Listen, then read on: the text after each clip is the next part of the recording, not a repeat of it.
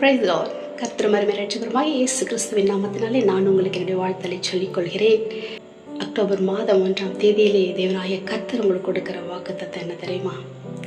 நீதிமொழிகள் 28வது அதிகாரம் 1வது வசனம். நீதிமான்களோ சிங்கத்தை போல தைரியமாக இருக்கிறார்கள். ஹல்லேலூயா. கர்த்தரால் ரட்சிக்கப்பட்ட ஜனமே, நீங்கள் தான் நீதிமான். நம்ம அப்பா யாரு? நம்ம அப்பா நீதிமான். அவருக்கு பிறந்த பிள்ளைங்களாக நாம யாரு?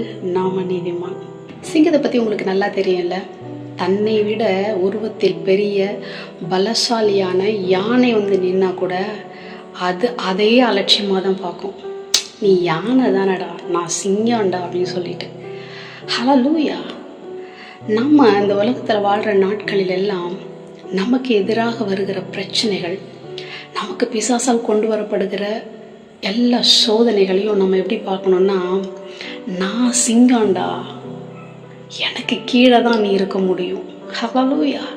ஒரு விஷயம் நல்லா தெரிஞ்சுக்கோங்க. எதிரி என்றைக்குமே என்ன பண்ணுவான்னா, உங்களை ஜெயிக்கணும்னு வரவன், உங்களோட போட்டி போடுறவன் உங்கள் வீக்னஸ் எதுன்னு தெரிஞ்சுக்கிட்டு தான் வருவான்.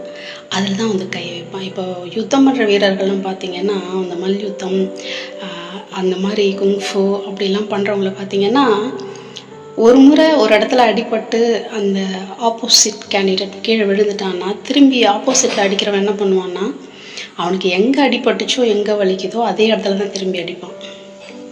ஏன்னா அதுதான் அவனோட வீக்னஸ் பாயிண்ட். அவனுக்கு அது நல்லா தெரியும். அப்படி தான் ஒருவேளை உங்களோட வீக்னஸ் பாயிண்ட் உங்கள் எதிரிக்கு தெரிஞ்சால் அவன் நிச்சயமாக அதை தான் குறி வைப்பான். இனி எந்த நாள்லையும் நீங்கள் என்ன சொல்லக்கூடாதுன்னா, எனக்கு இந்த விஷயம் வீக்காக இருக்குது, இந்த விஷயத்தில் என்னுடைய பிள்ளைகள் விஷயத்தில் நான் வந்து பயந்துருவேன், என் கணவருக்கு ஒன்று ஆகிட்டா பயந்துருவேன், என் மனைவிக்கு ஒன்று ஆகிட்டா பயந்துருவேன், ஃபினான்ஷியல் எனக்கு பிரச்சனை வந்தால் பயந்துருவேன், அவமானத்துக்கு நான் பயப்படுவேன் அப்படின்னு சொல்லிட்டு நீங்கள் எது உங்களுடைய வீக்னஸாக இருக்கும், உங்கள் குடும்பம், அம்மா அப்பா, உறவுகள், வேலை, உங்கள் மரியாதை, கௌரவம்னு சொல்லிட்டு ஏதாவது ஒரு விஷயத்தை பெருசாக நினச்சிட்டு இருப்பீங்கள்ல, அதில் ஏதாவது ஒரு சின்ன பிரச்சனை வந்தால் அது என்னோட வீக்னஸ் ஆகிடும் அப்படின்னு நினச்சிங்கன்னா, அதில் தான் உங்கள் எதிரியோட கண் இருக்கும். ஸோ நீங்கள் எல்லா விஷயத்துலையும் தைரியமாக இருக்கணும். இந்த உலகத்தில் உங்களுக்கு வீக்னஸ்ன்னு எதுவுமே இருக்கக்கூடாது. ஏன்னா வீக்காக இருக்கிறவன் கோழையாக இருப்பான், ஆனால் தைரியமாக இருக்கிறவன் எதுலேயுமே வீக்காக இருக்க மாட்டான். ஸோ நம்ம அப்பா யாருங்க? யூத ராஜசிங்கம். யூத ராஜசிங்கத்தோட குட்டி யாரு? சிங்கம் தான் இல்லையா? அதனால தான் சொல்கிறாங்க, நீதிமான்களும் சிங்கத்தை போல தைரியமாக இருப்பார்கள். நீங்கள் குட்டி சிங்கமாக இருந்தாலும் பெரிய சிங்கமாக இருந்தாலும் அந்த காட்டுக்கு நீங்கள் தாங்க ராஜா.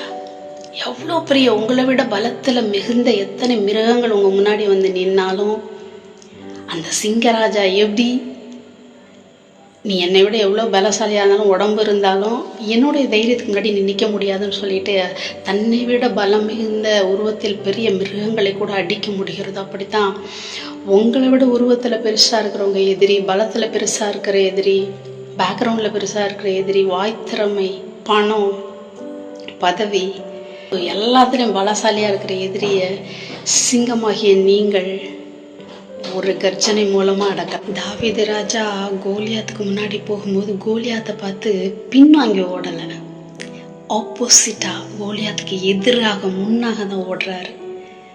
சிம்சோன்லேருந்து எல்லா யுத்தம் பண்ணின வீரர்கள் ஜெயிச்சவங்க எல்லாம் பார்த்தீங்கன்னா தங்கள் எதிரிகளை ஃபேஸ் பண்ணாங்க.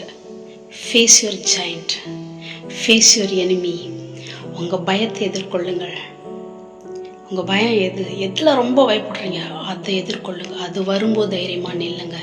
அதுக்கு பயந்து ஓடாதீங்க. எப்போவுமே எதிர்த்து போனீங்கன்னா நீங்கள் ஃபைட் பண்ணலாம். திரும்பி போயிட்டீங்கன்னா உங்கள் முதுகிலேயே குத்திடுவாங்க. ஆல்ரெடி பேக் ஸ்டாப் பண்ணுற ஆளுங்க இருக்கிறாங்க. இதில் நீங்கள் முதுக வேற காட்டினீங்கன்னா சொல்லவே வேணாம். ஸோ நீங்கள் ஜெயிக்கணும்னா நீங்கள் எதிர்த்து தான் நிற்கணும். ஏன்னா நீங்கள் எப்போ ஒரு அடி முன்னால் காலை வைக்கிறீங்களோ அப்போ தேவனுடைய பட்டை உங்கள் எதிரிக்கு விரோதமாக எழும்பும். ஹல்லேலூயா. உங்களை பார்த்து மற்றவங்க கேட்கணும், உனக்கு நாளைக்கு இதை செய்யணுமே, உனக்கு எவ்வளோ பெரிய அமௌண்ட் தேவைப்படுதே, ஐயோ நீ உன் குழந்தைய படிக்க வைக்கிறதுக்கு ஃபீஸ் கட்டணும்ல, அந்த இடத்துல இடம் கிடைக்கணும்ல காலேஜில், ஐயோ உனக்கு ஒரு கேஸ் இருக்குது நடந்து முடியணும்ல, உங்கள் அம்மாவுக்கு உடம்பு சரியில்லையாமே, உன் மனைவிக்கு முடியலையாமே, உனக்கு இன்னும் ப்ரமோஷனே வரலையாமே, நீ இதெல்லாம் வச்சுட்டு இப்படி சமாளிக்க போகிற.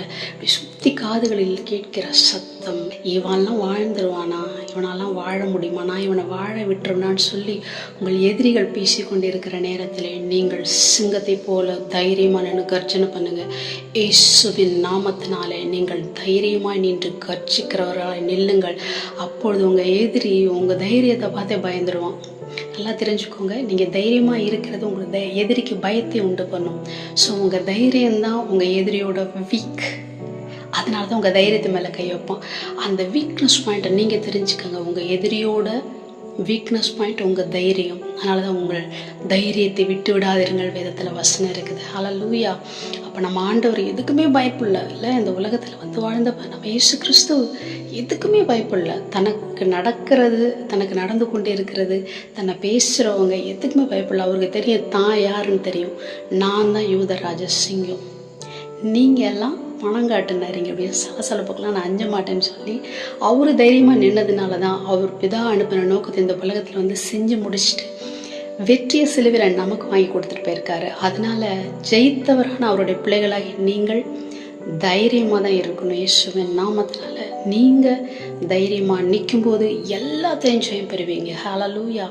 இனி உங்கள் மனசில் எதை குறித்து பயம் இருந்தாலும், எந்த பிரச்சனை குறித்து, எந்த பெரிய தலைக்கு மேலே மூட்டையாக கோலியாத்து மாதிரி ஜெயிண்ட்டு மாதிரி நிற்கிதே, என் தலைக்கு மேலே நிற்கிதே, மலை மாதிரி நிற்கிதேன்னு எதை குறித்து நீங்கள் யோசித்து கொண்டிருந்தாலும் அது எல்லாத்தையும் ஃபேஸ் பண்ணுங்கள். தைரியமாக ஃபேஸ் பண்ணுங்கள். உங்களுக்கு உடம்பே முடியல, வியாதி, கொடூரமான வியாதி இருக்குதா, மரணத்துக்கு எதுவான வியாதி இருக்கா, face it in the name of Jesus. நீங்கள் அதை ஃபேஸ் பண்ணும்போது அது வலுவிழக்கும், அது செயலிழக்கும். அந்த பிரச்சனை, அந்த வியாதி, அந்த தேவை, அந்த நெருக்கம், அந்த கடன், உங்கள் எதிரிங்க எல்லா பக்கமும் பலமிழக்க ஆரம்பிப்பார்கள். உங்கள் பலம் உங்கள் தைரியம், உங்கள் எதிரியோட பலவீனமும் உங்கள் தைரியம்தான். நீங்கள் தைரியமாக இருக்க இருக்க அந்த பக்கம் வல்லமைகள் செயலிழந்து பலமிழந்து போவதை நீங்கள் பார்த்து கொண்டே இருப்பீர்கள். அப்பொழுது இயேசுவின் நாமத்தில் ஜெயம் உங்களுக்கு உண்டாகும். ஹல்லேலூயா. யூத ராஜ சிங்கத்தோட பிள்ளைகள் தைரியமாக கர்ஜனை பண்ணுங்கள், தைரியமாக இருங்க, எல்லாத்தையும் ஃபேஸ் பண்ணுங்கள். வெற்றி இந்த மாதத்தில் உங்கள் கரங்களில் நீங்கள் பெற்றுக்கொள்வீர்கள். இதுவரை எதுக்கெல்லாம் வெற்றி கிடைக்கலன்னு எதிர்பார்த்து கொண்டிருந்தீங்களோ உங்கள் தைரியம், அந்த வெற்றியெல்லாம் உங்களுக்கு திரும்ப மீட்டு கொடுக்க போகுது. இயேசுவின் நாமத்தினாலே நான் உங்களை ஆசீர்வதித்து வாழ்த்துகிறேன். God bless you. Thank you.